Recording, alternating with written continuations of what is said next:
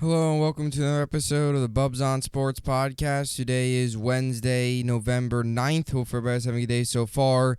Had a good rest of their day yesterday. Today is, in fact, Wednesday, November 9th. We got a lot cooking on this Wednesday. Got a lot to look forward to here going as we get closer and closer to the weekend. We were halfway through the week. Got Thursday Night Football tomorrow night. Got the Nets-Knicks tonight. A lot going on in the world of basketball, a lot going on with the Brooklyn Nets as today they've announced their new head coach, Jacque Vaughn. Not really announcing him because he was the interim through these 4 games. He has now been elevated up to head coach, so they have signed him through next season. So he will be the Brooklyn Nets head coach for the rest of this year, and they have him signed through all of next year, 2023 and 2024 season. But that's, obviously that's all depending on if he, survives the end of this year and comes back next season and this whole thing doesn't crash and burn and the Nets completely fall apart, which at the rate we're going, it seems like this is the path we're going down where it's going to crash and burn and the Nets are going to fall apart. But we'll see how everything plays out. We're going to get into it today. You do have Nets-Knicks on tonight. You had Rangers-Islanders last night. Rangers blow another lead, 3-1 game, and they blow it. They are now fall to 6-5-3 on the season. And, they have 15 points total on the year. And, again, another blown lead for this Ranger team. And the defense has got to be better. This Rangers defense has got to be better. It is really inexcusable right now, the way they're playing. And, it's kind of it's embarrassing is really what it is. You have a 3-1 lead going to the third period. You can't blow that game, and the Rangers did that. They're really struggling, and it's almost like last year getting to the Eastern Conference Finals, getting so far. It's like they're slow. They're having a slow start to this year. It's like you got to put last year in the rear view. That was a great run. It was a great season. You got to put it in the rear view. So. Rangers got to start stepping up because you continue to lose these games, you're going to start to get behind, and all of a sudden, again, it's earlier in the year. I get that. I'm not saying the season's over. The same goes as the Nets, although the Nets, probably won't win much of anything this year because they're a complete embarrassment. The Nets are a completely different scenario than the Rangers. The Rangers aren't embarrassing themselves. The Nets are. But you can't let the season get away from you. You keep losing and you keep blowing games. Soon you're going to be, under 500. They're still above the NHL 500 mark at 6-5-3. But soon you're going to be, losing games. You're going to be now you're multiple games back of, trying to get the fourth spot in the Metro. Now things can start to, kind of take a dive for the worst and, a dip for the worst. And that you just can't let that happen. So they've got to bounce back. They got to start turning around because this has been a really disappointing start to what was a really exciting year last year, and we thought we'd build on it. So again, it's a slow start. Last year we weren't the hottest team coming out early on, but we do have to be better, or else things can really start to get out of hand, and that's what happens. So we'll see if they can start to bounce back here within the next couple days. Like I said, Nets-Knicks tonight.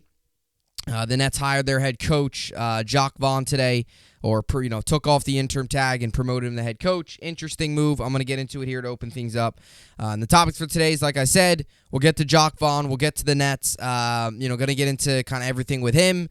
Just my thoughts on the move. It's been a very, very, very frustrating, time right now as a Brooklyn Net fan. My thoughts on the move are I'm kind of in the middle of it because I think this move there's a lot of things that come into play with this. I don't think this is a set in stone. This is going to be the Nets head coach for the next 3, 4, 5 years.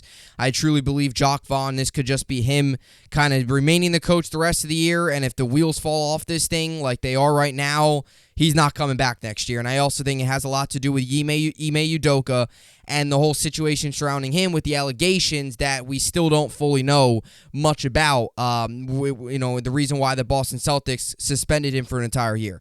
So we'll get into that. We're also going to get to the Yankees. A complete embarrassment. Another embarrassment. So football teams are doing good. Islanders are playing great. Rangers are struggling. Nets are bad. Knicks are average. And the Yankees are an embarrassment as well, as Brian Cashman continues to just go out and say the same thing and continues to just show us all why We should have zero belief in Brian Cashman as the general manager of the New York Yankees with his latest comments yesterday revolving around third baseman Josh Donaldson and his future with the team. We'll get into that, and as always, we'll finish things off getting you ready for tonight. Nets, Knicks, a little Rangers, Islanders last night. You get a battle of the two New York basketball teams, so a couple rivalry days here over the course of the past 2 days. Looking forward to tonight's game at Barclays in Brooklyn, 7:30 Eastern on ESPN, and we'll see how it all plays out. 4-7 Nets versus the 5-5 Knicks. All right, so with all that being said, get a little bit of start off with some basketball, get into the baseball. A lot to get into today. With all that being said, this is the Bubbs on Sports podcast, and let's get into it. So through all the rumors, through all of the craziness that has gone on over the past really week, 2 weeks, I mean, even going all the way back throughout the summer with the Brooklyn Nets, from Kevin Durant requesting a trade to, the rumors around him and Kyrie and their future with the team to, opening up the year, struggling, Steve Nash being fired, who's going to be the next head coach, Kyrie being suspended.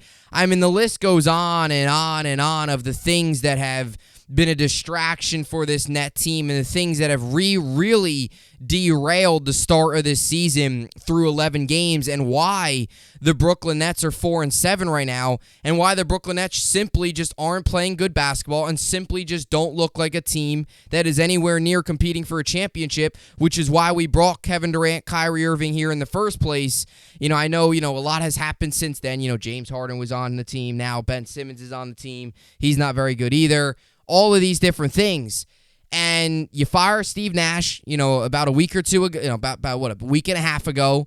You hired, Jacque Vaughn as the interim head coach, or you promote him as the interim head coach. And now today, the Nets have made it official. Jacque Vaughn will be the head coach for the Brooklyn Nets. He is signed through the rest of this year and all of next season. So it is about a 2-year deal.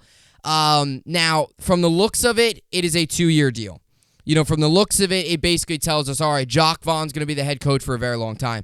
But I really, truly believe, in my opinion, that Jacque Vaughn is going to go as the Nets go, in terms of, if this year continues to go like it is right now, where you're 4-7, you're not playing well, you're struggling, and all those things, and you finish the year, I don't know, as an 11 seed, and you miss the postseason, and you're below 500, and Kevin Durant wants out at the end, and Kyrie Irving's not playing well, and Ben Simmons is just, not good anyway, and all those things are taking place like they are right now. Jacque Vaughn, I think, is out at the end of the year. So I think this is a move that is going to be, it depends a lot on what the Nets do. I don't think this is a move where, even if the Nets struggle this year, they're going to give Jacque Vaughn another year next year. I think a big reason why the Nets have made this move was because they didn't want to go down the road of bringing in Ime Udoka and the complete, just a media storm that he would bring with him due to the allegations against him in Boston, which he has now been suspended for this year. And we fully don't even know the extent of the allegations, whether they're really bad, whether they're maybe not as bad as, many think. Whatever it is, we don't know. Us as fans don't know. The only people who know what went on behind the scenes in Boston are the people with the Celtics within the organization, obviously Ime Udoka, and the people that were involved. That was it. So this is a move for the Nets that I think it was kind of like them kind of saying to themselves, you know what? We're already a mess. The media's already all over us with Kyrie's suspension, with the firing of Steve Nash, Kevin Durant requesting a trade over the summer, although he is obviously fine now, and all those different things. They didn't want it to be more of a media storm. They didn't want this team to be more of a, like a Netflix show, like a drama series than it already is. And I think that was the thought process behind bringing in keeping Jacque Vaughn and just removing the interim tag and making him the head coach for the rest of this year, and he is signed through all of next season. So it's interesting. It really is an interesting move. Now, from a basketball standpoint, look, when Steve Nash was fired, we all wanted, Ime Udoka to become the head coach. We all wanted that from a basketball standpoint. Now, again, there is already tons of drama with this Net team. There's tons of it. And I wouldn't be surprised if more's on the horizon, because Kyrie's suspension, today's his 4th game he's been suspended.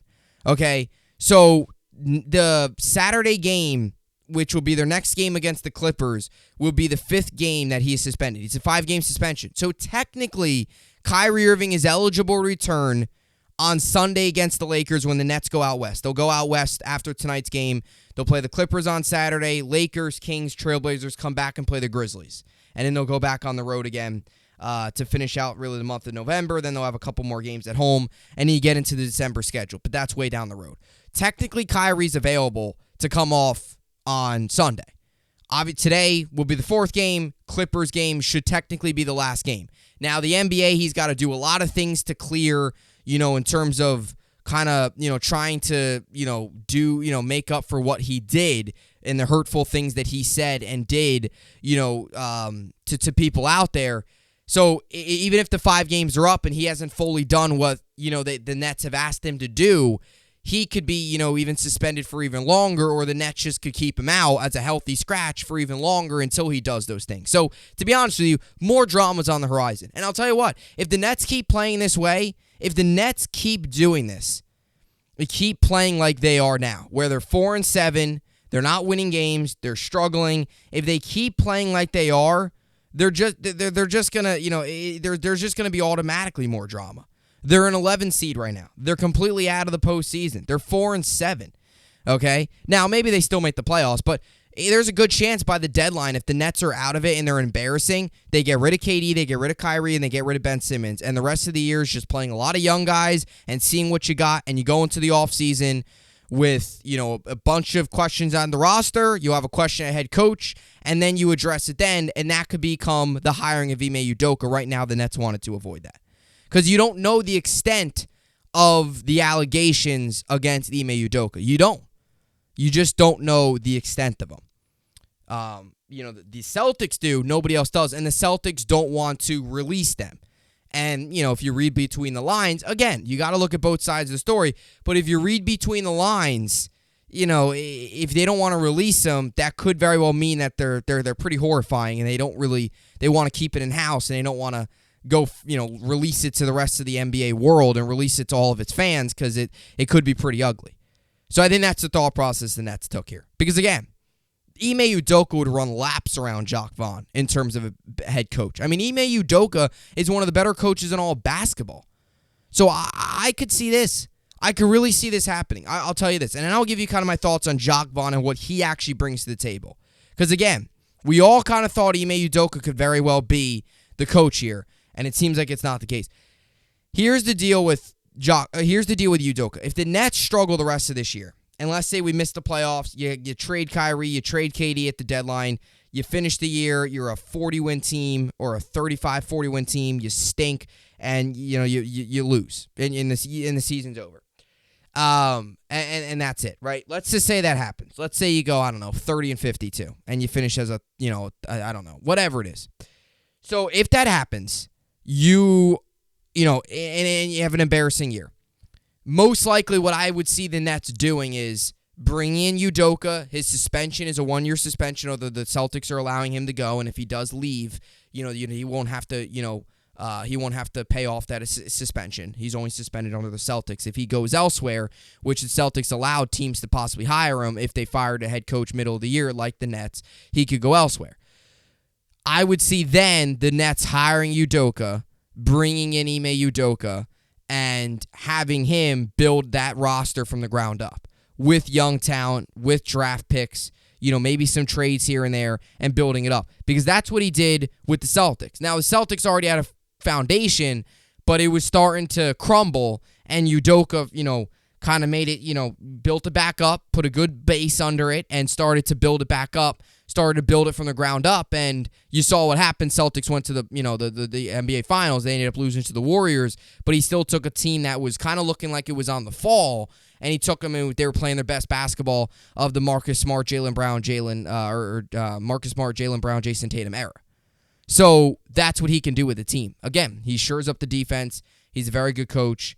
All around, just a very good basketball mind. He's also had experience within Brooklyn. So that's what I see the Nets, where they're taking this. And what it tells me is I also think this might be the approach of, I don't know if I want to use the approach of they're not going all in on this year, But if they truly wanted to turn this thing around this season right now, they would have hired Udoka.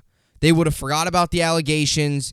They would have completely just, and I don't fully blame them for doing that. I mean, look, the allegations, the thing is nobody knows what nobody knows. The only people that know are the people within the Boston Celtics organization. And obviously Ime Udoka himself. That's it. So, it's tough that's the risk you take. If you hire them and they're really severe, the PR mess that's going to come with that is going to be, it's just going to be crazy. The Nets already have enough on their plate. So I think that's the thought process they took. And again, what I was about to say is, I don't want to say that the Nets aren't going all in on winning this year, but I think this does tell us that it's like, all right, we're gonna bring in Jacque, we're gonna remove the tag from Jacque Vaughn, let him be the coach. Let's see where this thing goes. If we're competent at the deadline, we'll kind of stay put. Maybe we'll add on, but if we're embarrassing at the deadline, we're gonna trade everybody away and readdress this thing in the offseason. That's really the approach I took. Because if they were truly all in on winning, or if they were truly all in on we got to turn this thing around right now, Udoka would have been hired 2 days after Nash was fired. So it is interesting, though, because it did take a long time to make this. So you wonder if the Nets had any conversations with the Udoka and the people, around Boston, and you wonder if they got any more information, which is why they moved on from him, because it was a little bit of a longer process. People, the Steve Nash got fired, about 9 days ago? We were hearing reports that another coach would be hired 9 days ago in like 48 hours. It's been like 9 days, and the Nets it was about it's been about, like 8 days. 8 days, technically, because he was fired on, was it November 1st? Because then the Nets played the Bulls that night. Jacque Vaughn took over as the interim. They lost that game. Then they won the 2 against the Wizards, Hornets, and lost against the Mavericks. So he was fired about a week ago. There was rumors that there was reports coming out that the Nets were going to hire another coach 48 hours, which would have been like Thursday, Friday of that week. It is now Wednesday. Today's Wednesday, so it has been a full cycle here, and it's took kind of a long time just to remove the interim tag off of Jacque Vaughn. So you really do wonder if the Nets had any conversations, found out more, and like, all right, we're moving on. Or they're like, you know what, you're going to pay it, have the 1 year suspension, we'll readdress in the offseason. That's the thought process. So now more on to Jacque Vaughn. Ime Udoka, too, has also had experience within the organization. He was the assistant coach. So he's also had experience here. So, I think, the better way to put it is, look, if the Nets are the laughing stock this year and they're embarrassing and they finish out at, like I said, 30-52, let's just say, and they're a 11 seed or 12 seed, right? Let's say that happens, right? You fire Jacque Vaughn, you get rid of everybody, you replenish your roster, bring in Udoka. Nets are now irrelevant. You let him build it up, and you build up a foundation from scratch, and you go from there. It might take a couple years, but you believe more in Udoka than you do in it wouldn't be as deeper of a rebuild as it would to be coming out of the Garnett and Paul Pierce trade. So it's interesting, but this is where we find ourselves, and I can't believe it. I can't believe this is where we find ourselves with this Net team. So much hope the day they've signed Kevin Durant, Kyrie Irving, and DeAndre Jordan. The clean sweep. And DeAndre Jordan's now gone. Kyrie Irving's suspended. Kevin Durant's still here. He's still playing well. He's still, doing everything he can to try and win games for this team. But man, oh man, has this thing just crumbled and this thing is just burned. And it's burning. Like the burn is getting worse. It's only going to burn even more. Unless if we could find a way to turn this thing around. But we're just, it's just not good right now. So now, kind of on the Jacque Vaughn, he's had experience, I believe, he's been with Brooklyn since like 2016. He was on Kenny Atkinson's staff. He's transferred over to Steve Nash's staff. So he's been with the team for a very long time. He's been around the organization for a very, very long time. I took some numbers from kind of his coaching career. I'll start off this year. He's 2-2. And to be honest, again, I don't know how to word this. I guess in a way, I don't hate the move. I don't know. Again, like I don't want to put in the word like I hate the move of bringing, just taking off the interim tag of Jacque Vaughn. Like it's not that I don't hate that. I just think they missed out an opportunity. It's not like Jacque Vaughn's terrible. It's just they missed out on better coaches. There was better options out there than Jacque Vaughn. It's not like Jacque Vaughn's awful. He's better than Steve Nash, even though he was on his staff. But it's like there was better options out there. Now, obviously, maybe the Nets didn't want those options because of, like I mentioned with Udoka, but it could be a multitude of reasons. We don't know. We really just don't know. You never know with this dysfunctional organization led by Sean Marks and the owner that doesn't know what a basketball looks like in Joe Tsai. So this year he's 2-2 as the Nets head coach or interim coach. He lost to the Bulls, beat the Wizards, beat the Hornets. That was that nice little back-to-back win, and lost to the Mavericks. I will tell you this. In the 3 of the 4 games that he has been the interim head coach, the defense has been much better. They allowed less than 100 points in 3 of the 4 games. They allowed 86 against the Wizards. That was that big 42-point win. They allowed 94 against the Hornets, and they lost by 2 against the Mavericks, allowing 96 points.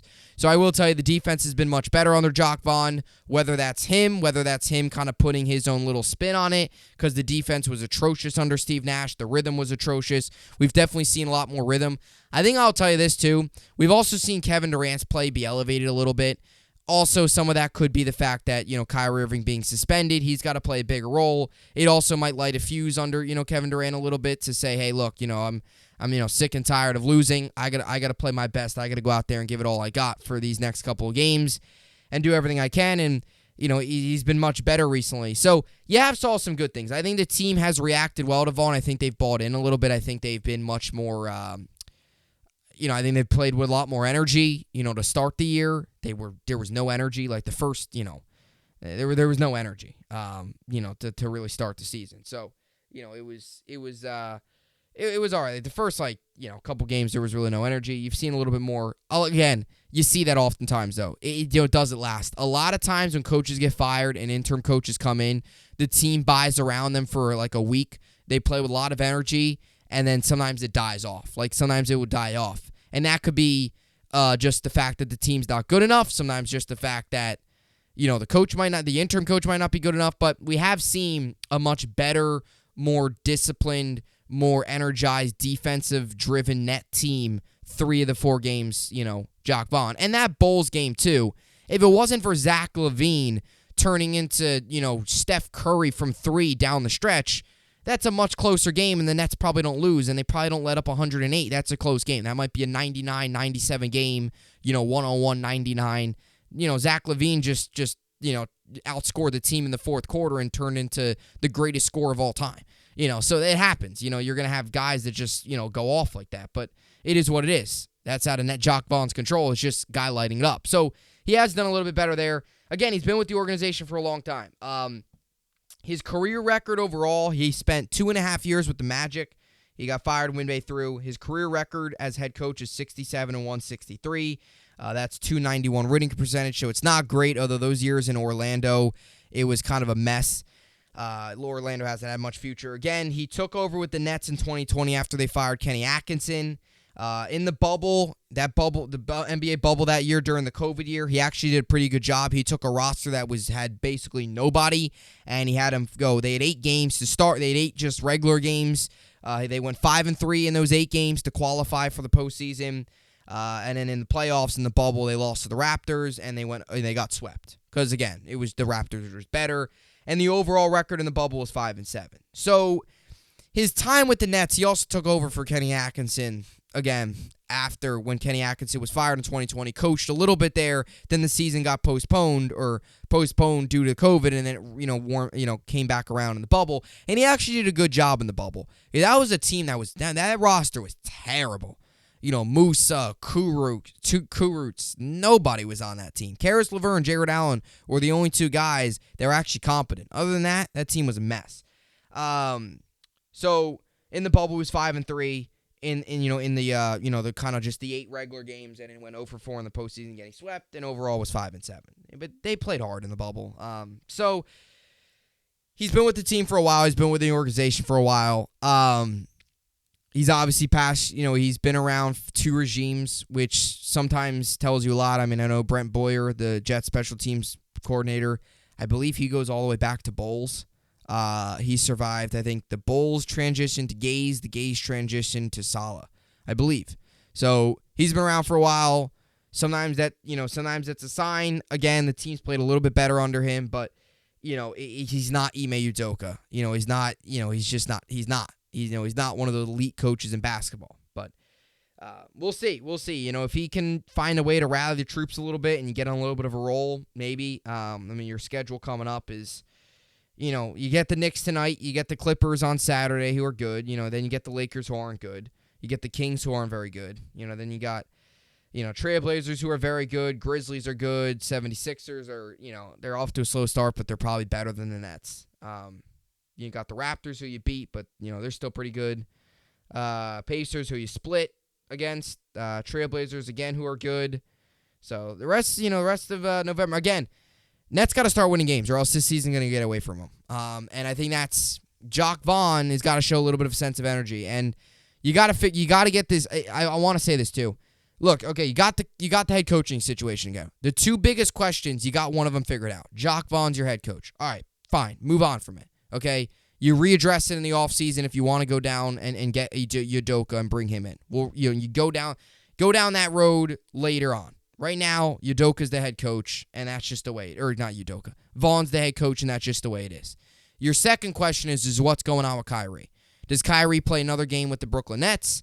Do you trade him? Do you just sit him out? What happens? That's the other question. So you got the Nets here got to get a little bit of a pep in your step, because now that Jacque Vaughn's your coach, in order for him to try to put his spin on things, in order for him to try to win games with his team, he's got to have a full, consistent roster. So is Kyrie a part of it, or is he not a part of it? Preferably, I would trade Kyrie. That's just me. But that's my opinion. I know a lot of Net fans out there, think what Kyrie did was obviously wrong, but they still want him back. I personally think Kyrie should be traded. I just do. I just don't think he's reliable enough. I think what he said and did was terrible, and I also think the team actually has played better without him. So we'll see. And that game against Chicago reminded me a lot of the Harden game, where his head wasn't in it. He clearly didn't care. I think it's time to move on. So we'll see what Vaughn does. We'll see if he can try and turn this thing around tonight. 7:30 p.m. Eastern, ESPN, Nets, Knicks at Barclays. Battle of New York, although it's an interesting Battle of New York. It's an interesting one, because the Knicks are the definition of average. They really are average. There's a stat out there of how average they are, and the Nets are they're just going up in flames. They are. The Nets are going up in flames. They're going up in flames. They really are. So it's an interesting time right now in the world of the Brooklyn Nets. All right, so now we go from the Brooklyn Nets to the other baseball team, or one of the baseball teams in New York, and that is the New York Yankees. And as the offseason, starts to ramp up, you hear all these things of, from general managers of, guys, obviously, you always outline your plan, who you want to bring back, all this stuff, who's in, who's out, who are some signings, what positions do you want to, bring in and do on all that stuff. And I definitely plan out within the next couple days recording. I'll have a lot more time on my hands coming up.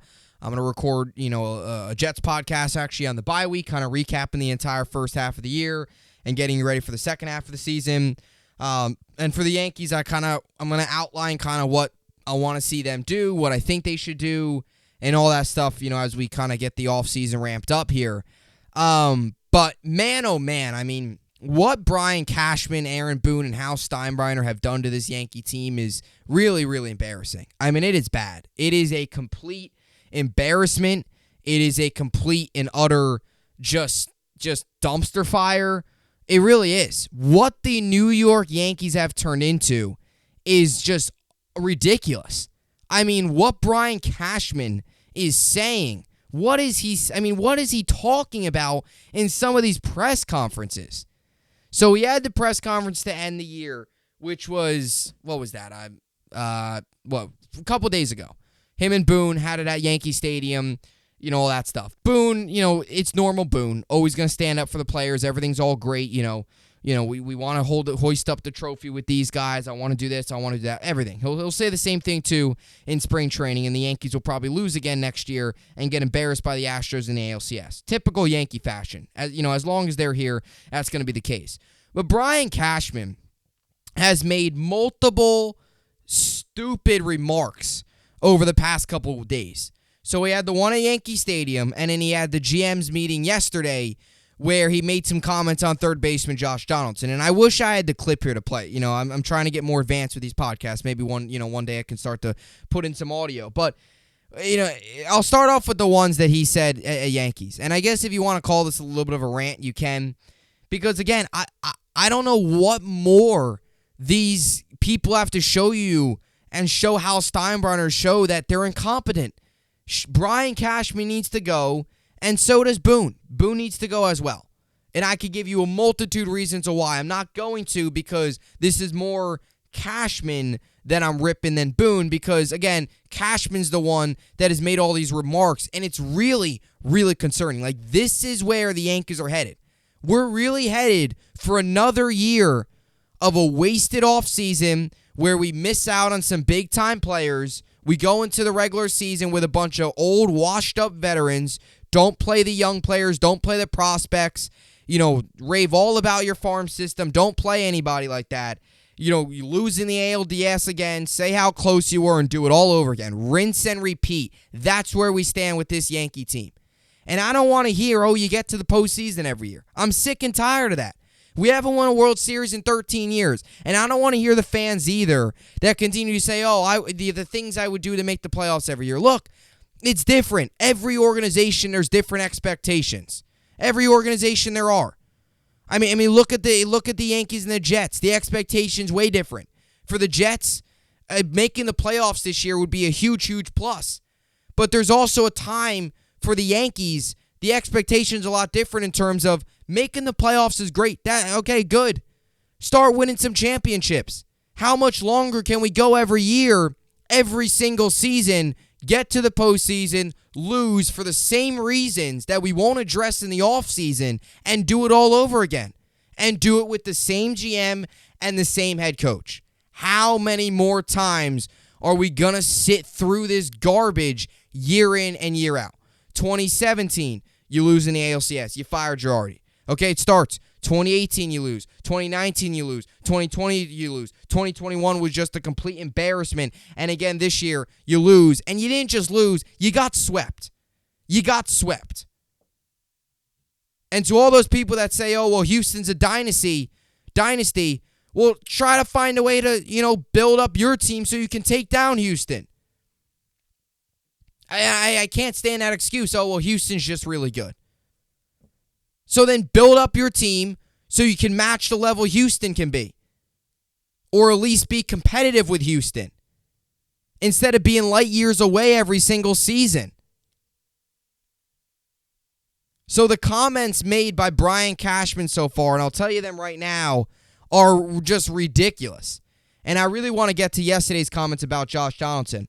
But the press conference that they had at Yankee Stadium, he was saying how their process is really good. But the result, the results will be there, but we don't really focus on results. We're focusing on the process. What process, Cashman? The process you are working, the process you have right now hasn't worked for 13 years. It hasn't. And just basic logic tells us, if you have a good process, if you have a good foundation, if you have a good plan, it's going to lead to results, right? I mean, let's just be honest here. I mean, look at the Jets. Jets are a good example right now, and I can't believe I'm saying this, but it is truth. They have a good process. They had a good plan. They brought in Salah. They brought in young talent, brought in a legit general manager, a legit head coach. They built this thing from the ground up, and look, we're 6-3 going to the bye week. That's a good process. That's a good plan. That's a good foundation, and look where they're at. What's the Yankees process? Trade for a bunch of old guys, trade for Josh Donaldson, trade away one of your better hitters in Gio Urshela, bring in Josh Donaldson, get worse defensively at shortstop. Okay, that's your process. Lose every year in the ALCS. So he basically just told Yankee fans, this is what he basically said. He doesn't care about winning. He just cares about the process. The process. Oh, great, good, perfect, process. Process is really working. So we're no longer focused on the results. You're focused on the process. And if you have a good process, it usually leads to good results. So you clearly don't have a good process because the results have been the same garbage every year. Losing to the same team in the same fashion every single year. So what is that? What even is that statement? You basically just told all the fans you don't care about the results, all you care about the process, which clearly isn't working. So that's number one. And what he said yesterday puts me over the edge. He was saying that, we want to bring Donaldson back, it's a good player, defense, all that stuff. What? So we basically heard that Josh Donaldson, who after Joey Gallo got traded, became probably the most hated Yankee on the roster, that after Gallo got traded, him and Hicks. But the only thing I could say is Hicks didn't play every day. Donaldson was in the lineup almost every day. Donaldson was an everyday player last year. Hicks, started to get benched, especially when Bader got healthy and his name got lost. So we all don't like Hicks. Hicks isn't any good either. But the one difference I'll tell you is Donaldson, I think, was more hated because he was an everyday player. Hicks, towards the end of the year, wasn't because he was getting benched, and rightfully so. So you're basically telling us, Donaldson will be back. He's expected to come back, and we like Donaldson, his defense. They keep talking about his defense. Great, good. You got other defenders. His hitting was awful. And they keep bringing up the point, he was an MVP. 7 years ago. 2015, he was an MVP. 2016, 2017, 2018, 2019, 2021, 2022. Oh, great. We're going to the 2023 season. Soon it will be 8 years ago he was the MVP. He's washed. He's old. What more? What is the logic here? What are we doing? The Yankees, they always think they're smarter, more well-run than everybody else. Josh, you hear Boone, he just had a poor year. And then they're always making excuses, too. Get this, too, what Boone was saying. He came into spring training late, because he made the trade late, didn't fully get going. Look at Josh Donaldson's numbers the past couple years. They've been on a downward spiral because he's getting old. That's what happens. Very rarely do you see guys get better with age. Come on now. But no, his defense is great. So don't worry, he's all right. So Josh Donaldson will probably be back next year. He was awful. He was so bad, especially in the postseason. Striking out 2-3 times a game in the ALCS. So, and that was another bad trade. And you hear Cashman too. He said this at the beginning of the trade, spring training. We like you, G. Urshela, but he's not Josh Donaldson. Josh Donaldson, are you kidding me? Josh Donaldson stinks. So, I was talking to somebody the other day. Until the Three Stooges are gone, Hal Steinbrenner, Brian Cashman, and Aaron Boone, the Three Stooges. However you want to name them, what stooge you want to give to each of them, I don't care. They're the Three Stooges. Until at least two of them are gone, which most likely the next ones would be Steinbrenner, or not Steinbrenner, rather, Cashman and Boone, because Steinbrenner's never going to sell the team. Until there's, a breakup within the Three Stooges, this thing's going to be the same results every year. And that's just the reality. It's sad. It's depressing. But that's what Yankees baseball is now. That is where we stand with Yankees baseball. This is where we're at. Welcome to Yankees baseball. Josh Donaldson batting third, batting fourth, all that stuff.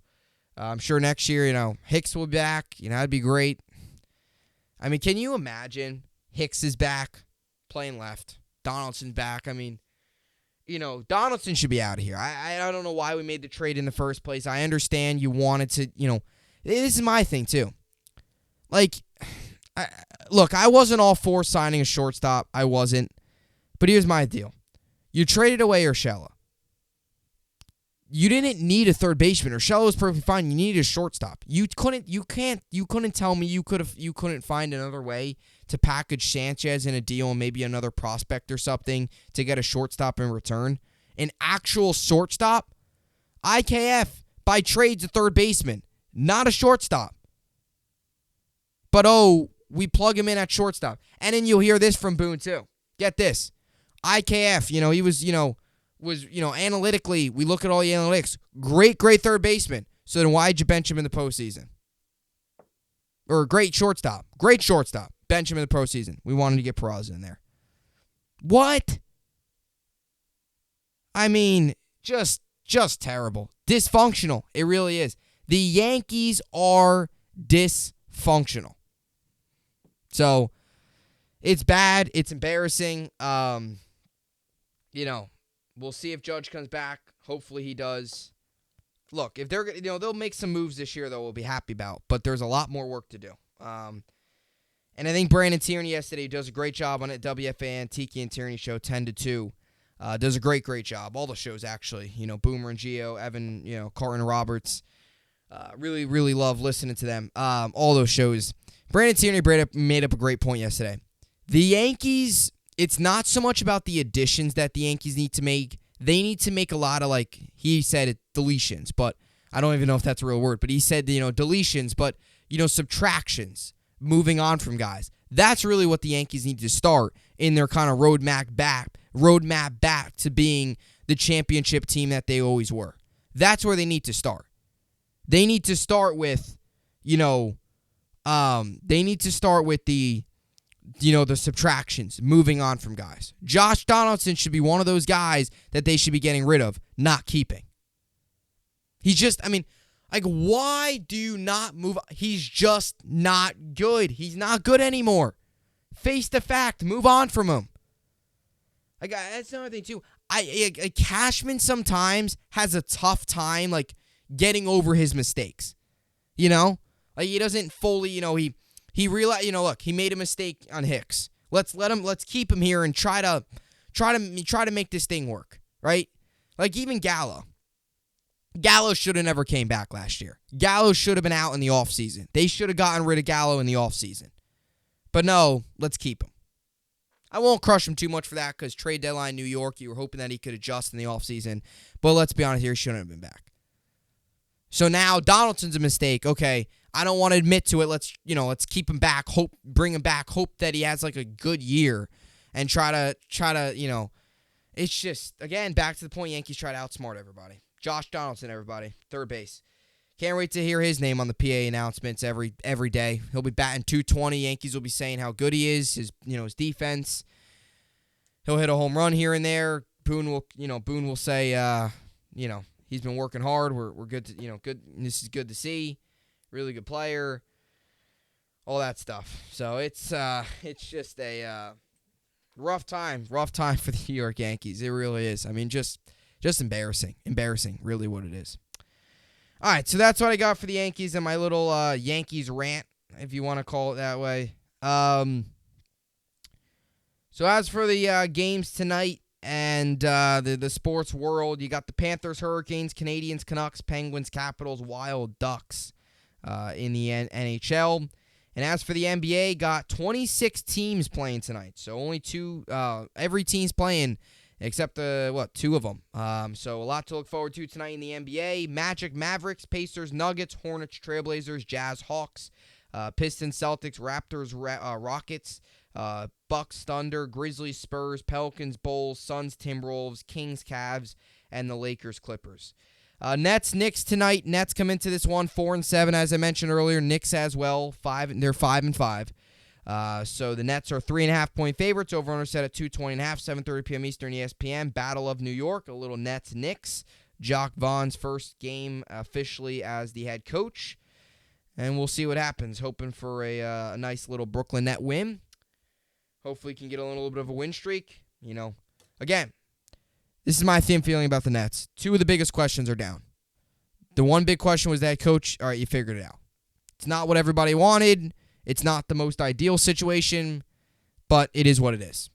It's just how, it is what it is. This should have all been, Steve Nash should have been fired in the offseason, but that's besides the point. Second point number two here is you got to make your decision on Kyrie. Are you keeping him? Or are you going to trade him? Whatever it is. You can't just keep him out. You got to trade. If you want to trade him, get rid of him. And I don't even care if you don't get much back. Just get rid of him. Just get rid of him. So, still a lot to kind of break down with this Net team as through all of this outside noise, they got to find a way to focus and win a basketball game tonight, and we'll see if they can do that. So, that will do it for the podcast here today. Looking forward to the game tonight. Should be good. Hoping for, you got the, what do you want to call it? Everyone's calling it the soap opera basketball team in the Nets, and probably the most average team in basketball in the Brooklyn and in the New York Knicks. So should be interesting. Should be an interesting game. So as always, I will see you all back here tomorrow. Hope you enjoyed it, and thanks for watching.